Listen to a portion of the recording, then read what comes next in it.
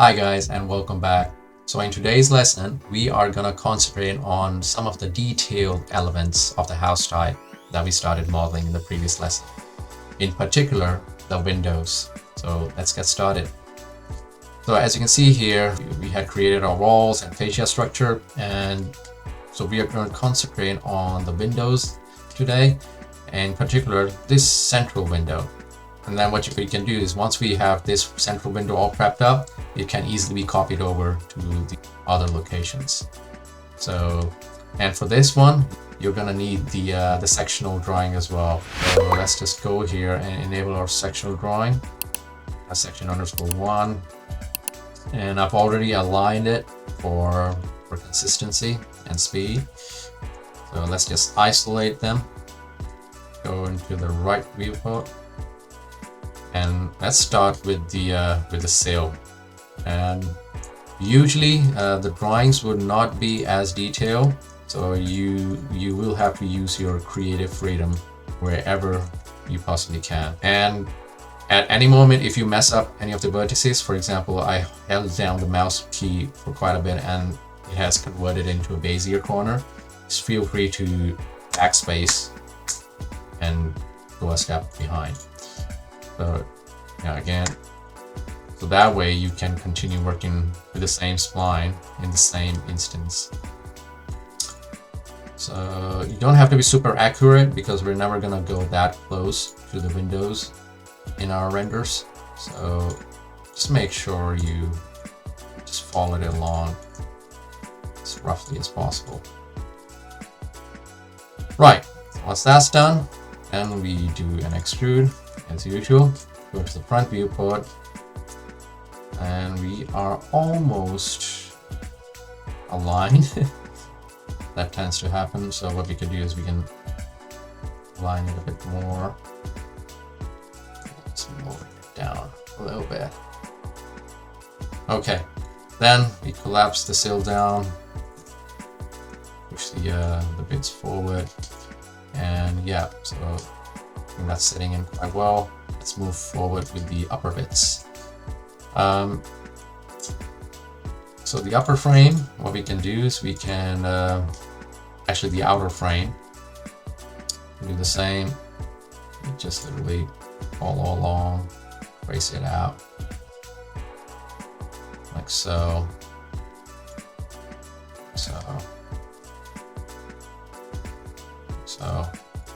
And then extrude it out, go to the right viewport. You can roughly see our external frame, which is probably this one, this area here. So yeah, let's just do that.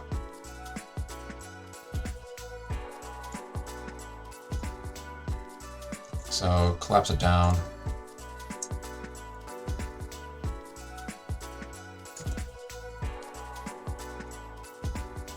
Like that.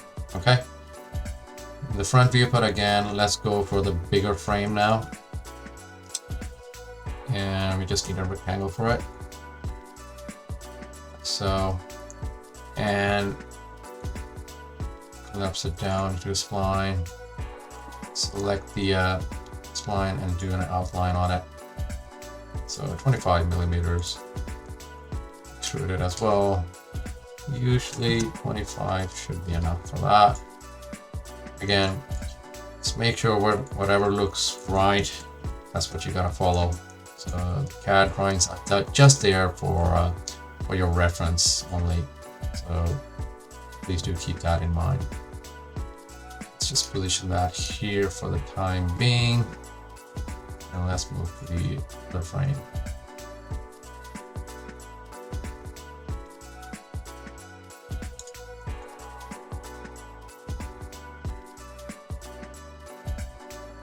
To the other frame now.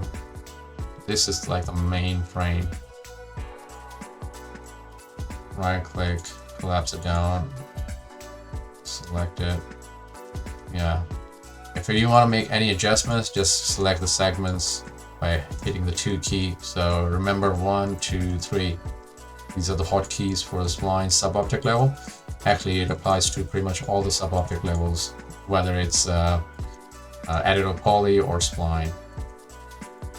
Let's just arrange those as close as we possibly can, and then extrude them. 25 is enough for the time being. And let's just position that roughly. So this is our main frame, so we can actually position that right here. Okay, and then actually might be able to push the back one further, a bit further back, so we get more definition. So, okay, now let's collapse it down.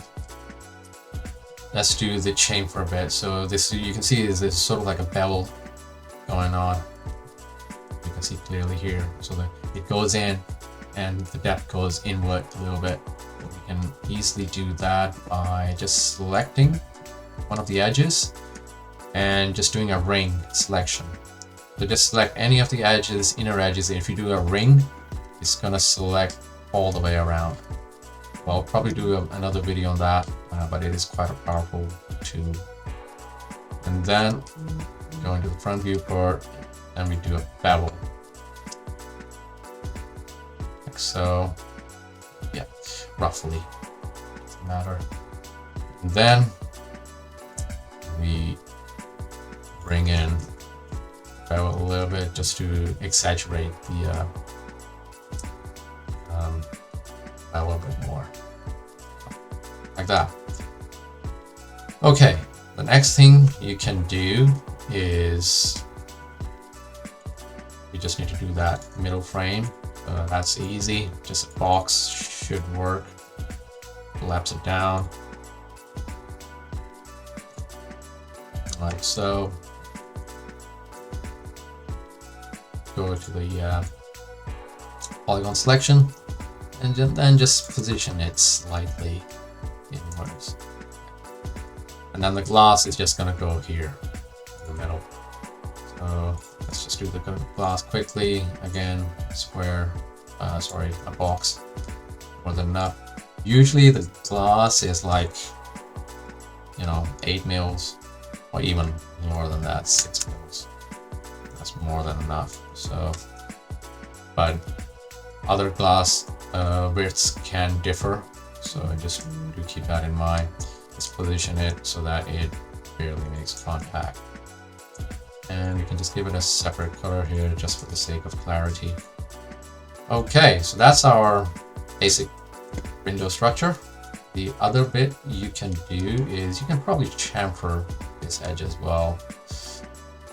Let's see if we can do, oh yeah, let's just grab these edges here. Like so. And then we can do chamfer. I usually like to stick to the triangle chamfer just for consistency. That's 3 mil, more than enough. Okay. Right, the next thing you can do is you can actually attach everything together, because we're not going to be opening or animating the opening and closing those windows. Also do a smooth modifier on top of everything. Let's do an auto smooth, probably not an auto smooth. Yeah, that's all right. Okay, let's just attach everything together. Like so, and we can even attach that as well. Okay, so that's our basic window. Just keep the glass as a separate element for the time being. That will come in handy when you're applying materials. Now what you can do is you can just select both of these items and then just group them together. Now you can easily move around and manipulate the whole thing as you see fit. Let's go back out of the isolation mode now. Oops. And then we can position our window roughly the location where it needs to go. And that's it. So moving quickly, I'm just gonna copy our window in this location. And now the magic bit is you can apply modifiers on top of groups. So you can just do added poly on top of everything, like so. And you can easily then select whichever item that you need to select. So that's a really good, indestructible way of working in 3ds Max. Quite a powerful feature. So it's got, as you can see, it's got the added poly modifier applied to the whole group, but it's showing as like italic font. And there's a reason for that. It actually tells you that there are multiple objects within that group that are using that same added poly modifier. So if I open up the group, I go in here, group open, select it. You see we got our box, and then we have the added poly modifier on top. So that modifier is actually an instance of another modified copy, which we have on the actual frame. So don't get confused by it. It might sound confusing at first, but once you keep on using it, it'll get better. Right, now what we can do is we can actually apply a symmetry modifier, because we need three frames. So if we apply a symmetry modifier, it has applied it on the z-axis, as you can see here, which we don't actually need. As you can see here, it's actually showing which direction the symmetry is being applied. So we don't need that. We actually need it on the x-axis. And if we go into sub-object level by just clicking the symmetry here by holding the mirror, and now you can see exactly how the symmetry modifier is working. Okay, so let's go to the front viewport and just align our window roughly so that it meets up. Other bit I've just noticed is there seems to be an issue with our chamfering that we did. So the top is fine, but the bottom, as you can see here, is not lining up. So we can easily fix that by just going down here in the editable poly and actually disabling. Let's just disable the symmetry just for the sake of clarification. Just disable the symmetry, go into editable poly and go into vertex mode, and then just select this vertex, okay, and then align it same position as that one. Now once we create symmetry, it's fine now. Okay, right, so we got one symmetry modifier. What we can do is we can actually copy that modifier and paste another modifier on top of it. That way it's going to give us the ability to do 3 times copy. So just align it roughly here, and voila, we got our 3 pane window all prepped out. So if you want to quickly see how your symmetry modifiers are working, you can easily just disable the symmetry modifier here, right down. So this is the main object that's running the whole show. You got first symmetry modifier, which is doing 2 times copy, third one, which is doing it 3 times. And you can go even further than that. You can apply another copy symmetry modifier, and you can even create, you know, like a 6 times one, but we don't need that for the time being.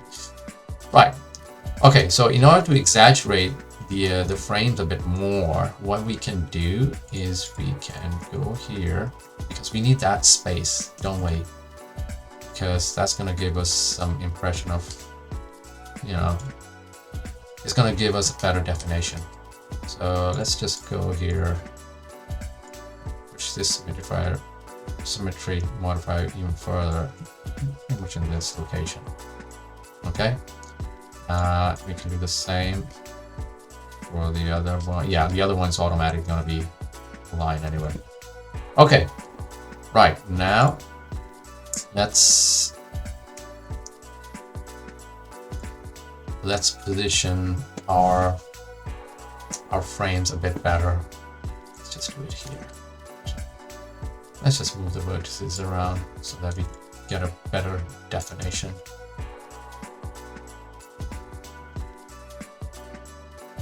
Okay, like so.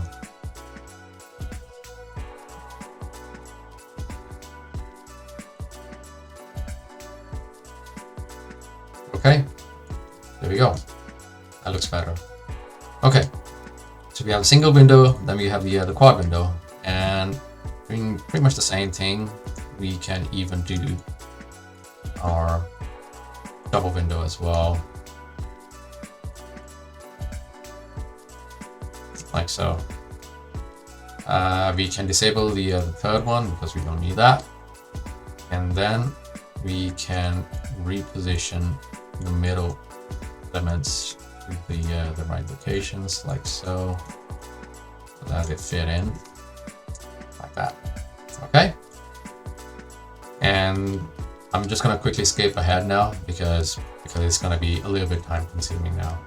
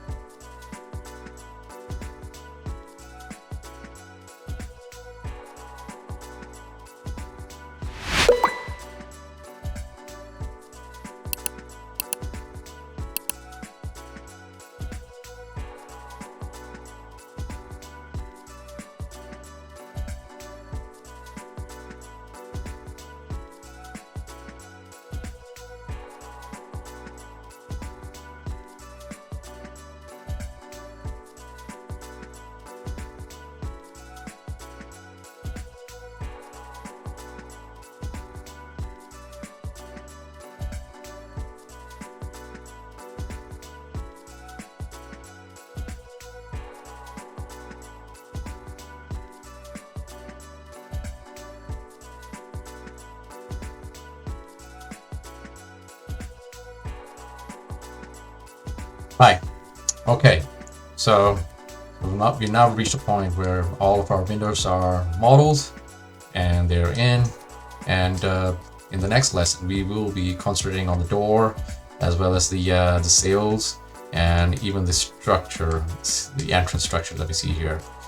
So, right. I'll see you in the next lesson. Bye bye.